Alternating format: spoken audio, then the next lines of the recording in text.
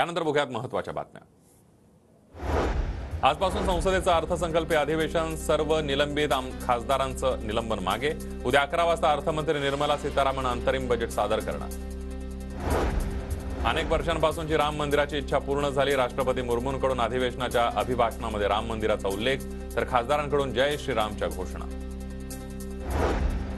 भरती परीक्षेतील घोटाळ्यांसाठी नवा कायदा बनवणार। अर्थसंकल्पीय अधिवेशनामध्ये राष्ट्रपतींची माहिती।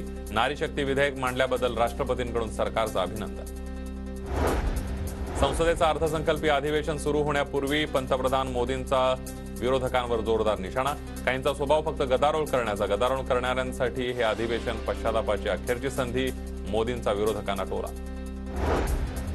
नवीन सरकार आल्यानंतर पूर्ण बजेट घेऊन येणार। पंतप्रधान मोदींच्या वक्तव्यामध्ये 2024 ची लोकसभा जिंकण्याचा विश्वास व्यक्त। पंतप्रधान नरेंद्र मोदींना शिवसन्मान पुरस्कार जाहीर। छत्रपती शिवरायांच्या घराण्यातून देण्यात येणारा पुरस्कार स्वीकारण्यासाठी नरेंद्र मोदी 19 फेब्रुवारीला साताऱ्यात येणार। पश्चिम बंगालमध्ये राहुल गांधींच्या गाडीवर दगडफेक। भारत जोडो न्याय यात्रेत राहुल गांधींच्या गाडीवर दगडफेक, प्रदेश काँग्रेसचा आरोप।